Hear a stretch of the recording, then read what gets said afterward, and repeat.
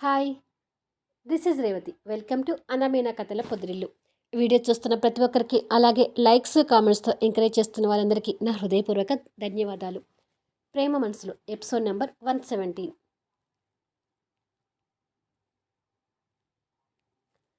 Sriram office నుండి వచ్చి ఇంటి ముందు బైక్ ఆపేసరికి లాస్య బయట కాస్త దూరంలో వీధి పిల్లలతో ఆడుతూ పాడుతూ కనిపిస్తుంటుంది. లాస్య అలా నవ్వుతూ పిల్లలతో ఆడుకోవటం శ్రీరామ్ కొత్తగా వింతగా చిరునవ్వుతూ చూస్తుంటాడు. ఇలా కొద్దిసేపు తర్వాత లాస్య శ్రీరామ్ని చూసి, సరే పిల్లలు, మళ్ళీ రేపు ఆడుకుందాము అని చెప్పి శ్రీరామ్ దగ్గరికి వస్తుంది. శ్రీరామ్ మళ్ళీ బైక్ స్టార్ట్ చేస్తూ, కూరగాయలు లేవన్నావు కదా లాస్య, ఈరోజు బస్తీలో సంత ఉంటుంది, వెళ్ళి ఏదైనా కవర్ తీసుకురా, సంతకు వెళ్ళి కూరగాయలు తీసుకొస్తాను అని అంటాడు. అలాగే శ్రీరామ్ అని లాస్య వెళ్ళి ఓ కవర్తో వచ్చి, నేను కూడా కొనుక్కోవలసినవి ఉన్నాయి, నన్ను కూడా సంతకు తీసుకువెళ్తావా అని అడుగుతుంది. ఎందుకు తీసుకెళ్ళను, పద, నీకేం కావాలో అవి కొనుక్కుందు గాని అంటాడు.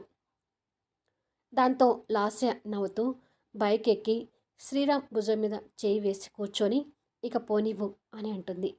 లాస్య అలా భుజం మీద చేయి వేసి కూర్చునేసరికి శ్రీరామ్ మొహంలో చిన్న ఆనందం కనిపిస్తుంది. ఆ ఆనందంతోనే లాస్యని తీసుకొని బండి మీద వెళ్తుంటాడు. అక్కడ సంతలో ఓ దగ్గర బండి ఆపి కూరగాయల దగ్గరికి వెళ్తారు. లాస్య కూరగాయల్ని గీసిచ్చి బేరాలాడుతూ కొంటూ ఉంటుంది. శ్రీరామ్ అది ఆశ్చర్యంగా చూస్తుంటాడు. లాస్య కావలసిన కూరగాయలు తీసుకోవడం అయిపోయింది శ్రీరామ్ అంటుంది.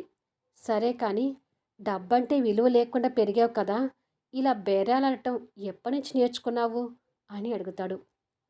మధ్య తరగతిలో ఉండే కష్టసుఖాల గురించి, రూపాయికి ఉండే విలువ గురించి ఒకసారి రేణు చెప్పింది.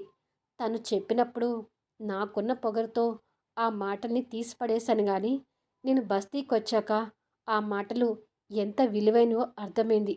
అందుకే ప్రతి రూపాయిని చూసి ఖర్చు పెట్టాలి అని అంటుంది. లాస్యలో వస్తున్న మార్పుకి శ్రీరామ్ సంతోషపడుతూ తనని ఆత్మీయంగా చూస్తుంటాడు. లాస్య ఓ గాజుల షాప్ దగ్గరికి వెళ్ళి, నాకు మట్టి గాజులంటే ఇష్టం శ్రీరామ్, ఈ గాజులు కొనుక్కుంటాను అని అంటుంది. నీ ఇష్టం, నీకు ఏం కావాలని కొనుక్కో అంటాడు. దాంతో లాస్య చేతి నిండా గాజులు వేయించుకొని సంతోషపడుతుంటుంది. శ్రీరామ్ తన మొహంలో సంతోషం చూస్తూ గాజులు ఆవిడికి డబ్బులిస్తాడు. తర్వాత లాస్య పూల కొట్టు దగ్గరికి వెళ్ళి 2 మూరలు మల్లెపూలు తీసుకొని వాటిని జడలో పెట్టుకుంటుంది. శ్రీరామ్ ఆ పూలకి డబ్బులిచ్చి, అక్కడ బొట్టి బిళ్ళలు, జడలో పెట్టుకునే క్లిప్స్, ఇంకా మీ ఆడవాళ్ళకు సంబంధించిన వస్తువులుంటాయి, అక్కడికి తీసుకెళ్తాను పదా అని లాస్యని తీసుకుని వెళ్తుంటాడు. ఇలా లాస్య తనకు కావలసిన వస్తువులను తీసుకొని తిరుగు ప్రయాణం అవుతారు. రోడ్డు మీద ఇద్దరూ నవ్వుతూ బైక్ మీద వెళ్తుంటే కారులో వెళ్తున్న వంశీ వాళ్ళిద్దరినీ అలా చూసి తృప్తి పడుతూ, థ్యాంక్ గాడ్, ఇద్దరూ నెమ్మదిగా దగ్గరైపోతున్నారు అని అనుకొని సంతోషపడుతుంటాడు. నైట్ 10 అవుతుంటుంది. ఆఫీస్ వర్క్లో అలసిపోయి ఉన్న రేణు ఇంటికి వచ్చాక కూడా రూమ్లో ఫైల్స్ ముందు వేసుకొని ఆవలిస్తూ ఫైల్స్ చూస్తుంటుంది. పడుకోవడానికి వచ్చిన అశోక్ రేణుని అలా చూసి, ఏయ్ దెయ్య రాక్షసి, ఎంత చైర్పర్సన్ అయినంత మాత్రాన నాతో గడపాల్సిన టైంలో కూడా ఫైల్స్ చూస్తూ కూర్చుంటావా అని అడుగుతాడు. వర్క్ చాలా ఉంది అశోక్, ఈ ఫైల్స్ని కంప్లీట్ చేస్తేనే కదా నేను న్యూ ప్రాజెక్ట్ గురించి ఆలోచించగలిగేది అని అంటుంది.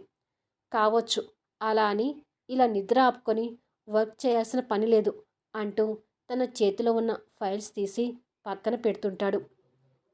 ఏంటి అశోక్, నన్ను వర్క్ చేసుకునివ్వకుండా ఇలా డిస్టర్బ్ చేస్తున్నావు అని అడుగుతుంది. మొద్దు, దీనికన్నా ఇంపార్టెంట్ పని మనకుంది అంటాడు. ఏంటా పని అని అడుగుతుంది.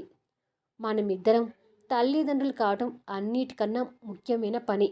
అమ్మ, నాన్న, అక్క ఆ శుభవార్త వినడం కోసం ఎంతగా ఎదురు చూస్తున్నారో తెలుసా అంటాడు. ఎందుకు తెలీదు, బాగా తెలుసు, అందుకే నన్ను త్వరగా తల్లించేయమని ఆ దేవుణ్ణి ప్రతిరోజు కోరుకుంటున్నాను అని అంటుంది.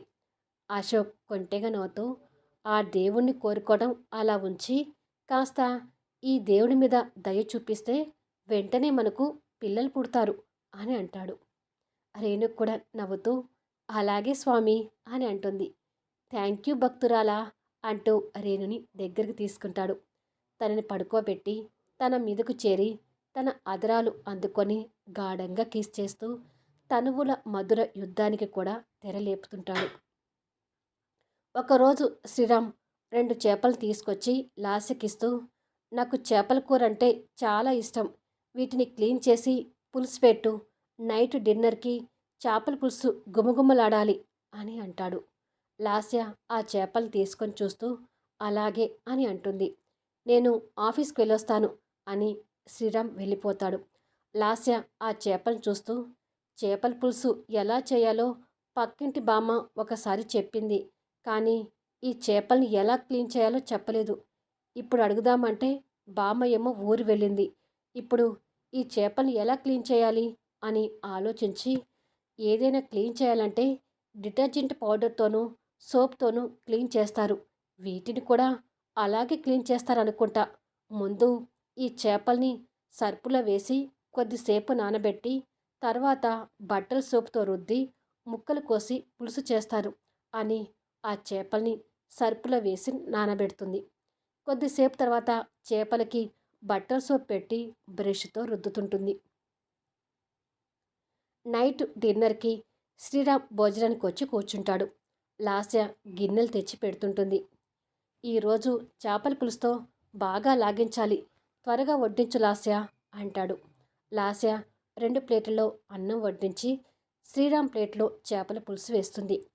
శ్రీరామ్ ఎంతో ఆశతో భోజనం కలిపి నోట్లో పెట్టుకోగానే డిటర్జెంట్ తిన్నట్టుగా అనిపించి వెంటనే ఊసి ఇదేంటి చేపల కూర నోట్లో పెట్టుకుంటే సబ్బు ముక్కని నోట్లో పెట్టుకున్నట్టుగా ఉంది, కూర ఏదో సర్పు వాసన వస్తుందేంటి అని అడుగుతాడు.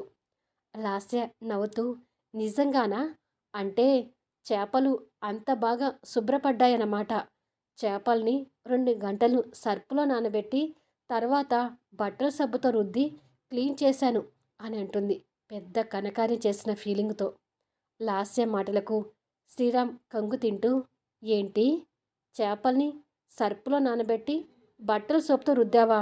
అంటే ఇంట్లో వాషింగ్ మిషన్ లేదు కానీ ఉంటే ఈ చేపల్ని వాషింగ్ మిషన్లో కూడా వేసేదానివా అని అడుగుతాడు. ఉండి ఉంటే అలాగే చేసేదాన్ని. వాషింగ్ మిషన్లో చేపలు ఇంకా శుభ్రపడేవి కదా అని అంటుంది అమాయకంగా చూస్తూ. లాస్య అమాయకపు మాటలకు శ్రీరామ్ నిదానంగా నవ్వటం మొదలుపెట్టి నవ్వుని కంట్రోల్ చేసుకోలేక పెద్దగా నవ్వుతుంటాడు. శ్రీరామ్ ఎందుకు నవ్వుతున్నాడో లాస్యకి అర్థం కాక చూస్తుంటుంది. అమాయకంగా కనిపిస్తున్న లాస్యని చూస్తూ శ్రీరామ్ ఇంకా నవ్వుతుంటాడు. ఏంటి శ్రీరామ్ అలా నవ్వుతున్నావు? నాకు చెప్తే నేను కూడా నవ్వుతాను కదా అని అంటుంది. శ్రీరామ్ కష్టంగా నవ్వాపుకొని పిచ్చిదానా, చేపల్ని డిటర్జెంట్ సోప్తో క్లీన్ చేయటం నిన్నే చూస్తున్నాను అంటాడు. అంటే అందరూ నాలాగా చేపల్ని క్లీన్ చేయరా అని అడుగుతుంది. నీలాగా మాత్రం చేయరు. వాటిని ఉప్పు వేసి బండ మీద రుద్ది క్లీన్ చేస్తారు కానీ ఇలా సరుపుతోనూ సోప్తోనూ కాదు అని మళ్ళీ నవ్వుతుంటాడు. చేపల్ని అలా శుభ్రం చేస్తారా అని అనుకొని శ్రీరామ్తో పాటు లాస్య కూడా నవ్వు కలుపుతుంది. శ్రీరామ్ నవ్వుతూనే ఏంటి వాషింగ్ మిషన్ ఉంటే చేపల్ని కూడా వాషింగ్ మిషన్ వేసి క్లీన్ చేసేదానివా అని బాగా నవ్వుతుంటాడు. లాస్య నవ్వడం ఆపి తను చేసిన అమాయకమైన పనికి శ్రీరామ్ నవ్వుని చూస్తూ గిల్టీగా ఫీల్ అవుతుంటుంది. అది గమనించిన శ్రీరామ్ కష్టంగా నవ్వు ఆపుకొని సారీ లాస్య, నిజం చెప్పాలంటే ఇదంతా నా తప్పే. నువ్వు ఎలా పెరిగావో తెలిసి కూడా నీకు చేపల్నిచ్చి క్లీన్ చేయమంటూ నా తప్పే. ఇది పక్కకు పెట్టి పచ్చడి తీసుకురా, భోజనం చేద్దాం అంటాడు. సరే అని లాస్య వెళ్ళి పచ్చడి బాటిల్ తీసుకొని శ్రీరామ్ వైపు చూస్తూ పాపం ఎంతో ఆశతో ఫిష్ కర్రీ తినాలని వచ్చి ఉంటాడు, ఈ పచ్చడి మెతుకులతో పెట్టాల్సి వస్తుంది అని మనసులో అనుకొని శ్రీరామ్ దగ్గరికి వెళ్ళి ప్లేట్లో పచ్చడి పెడుతుంది. శ్రీరామ్ భోజనం కలుపుతుండగా లాస్య కూడా తన ప్లేట్లో పచ్చడి వేసుకొని కలపబోయి అబ్బా అని బాధపడుతూ చెయ్యిని వెనక్కి తీసుకుంటుంది. ఏమైంది అంటూ శ్రీరామ్ లాస్య చేయి పట్టుకొని చూస్తాడు. చెయ్యి కట్టయినట్టుగా పెద్ద ఘాటు కనిపిస్తుంది. శ్రీరామ్ ఆశ్చర్యపోతూ చెయ్యెందుకు ఇలా కట్టయింది అని అడుగుతాడు. లాస్య మంటతో బాధపడుతూ ఉదయం చేప ముక్కల్ని కట్ చేస్తుంటే చాక్ కోసుకొని గాయమైంది అని అంటుంది. శ్రీరామ్ ఆ గాయం చూసి జాలిపడుతూ మరి ఇప్పుడు ఈ చేయితో ఎలా తింటావు అని అడుగుతాడు. పర్వాలేదులే తింటాన్లే అని పచ్చడి కలపబోయి మంటకు తట్టుకోలేక మళ్ళీ చేయిని వెనక్కి తీసుకొని గాయం వైపు చూస్తుంటుంది. శ్రీరామ్ తనకు తినిపించడానికి అన్నం ముద్దను తన నోటి దగ్గరకు తీసుకొస్తాడు. లాస్య ఆశ్చర్యంగా చూస్తుంటుంది. ఆ చేయితో నువ్వు తినలేవు, నీకు అభ్యంతరం లేకపోతే నేను తినిపిస్తాను, తిను అంటాడు. లాస్య సరే అన్నట్టుగా తల ఊపుతుంది. శ్రీరామ్ ప్రేమగా తనకి భోజనం తినిపిస్తుంటాడు. లాస్య కన్నీళ్లు పెట్టుకుంటూ ఆ భోజనం ముద్దలు మింగుతుంటుంది. ఏంటా కన్నీళ్ళు, పచ్చడిలో కారం ఎక్కువ ఉందా అని అడుగుతాడు. అదేం లేదు శ్రీరామ్, నువ్వు ఇలా తినిపిస్తుంటే నాకు మా అత్త గుర్తొస్తుంది. నాకు హెల్త్ బాగలేనప్పుడు అత్త నాకు ఇలాగే తినిపించేది అని అంటుంది బాధపడుతూ. శ్రీరామ్ లాస్య మీద జాలిపడుతూ పోనీ ఒక్కసారి మీ అత్త దగ్గరికి వెళ్ళి చూసి రారాదు అని అంటాడు. వెళ్ళలేదు శ్రీరామ్, వెళ్ళినా అత్త నాతో మాట్లాడుతుందన్న నమ్మకం లేదు. నేను చేసిన తప్పుడు పనులు కూడా అలాంటివే కదా.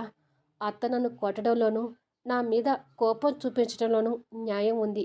పైగా రేపు ఎప్పుడైనా అన్నయ్యది రెండో పెళ్లి విషయం తెలిసి నేను ఆ పెళ్లిని సపోర్ట్ చేశాననే విషయం తెలిస్తే నన్ను ఇక ఎప్పటికీ క్షమించలేదేమో అని అంటుంది బాధపడుతూ.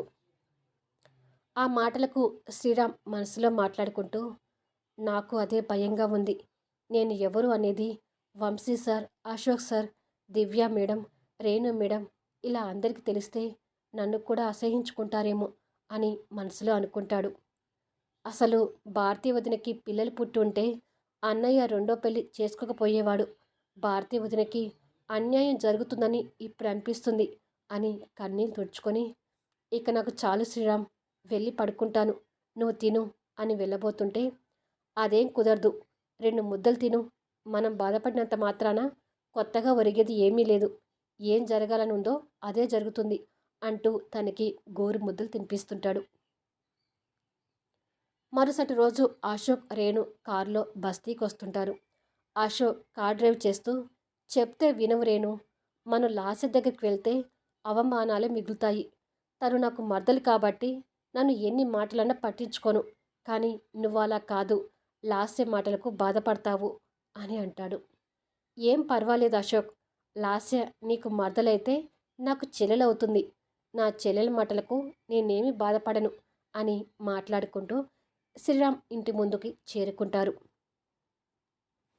ఈ వీడియోపై మీ అభిప్రాయాలు తెలుపుతూ కామెంట్స్ ఇవ్వండి. అలాగే లైక్స్ ఇవ్వడం మాత్రం అసలు మిస్ కావద్దు. మరి లాస్య వీళ్ళని ఎలా రిసీవ్ చేసుకుంటుందనేది నెక్స్ట్ వీడియోలో చూద్దాము.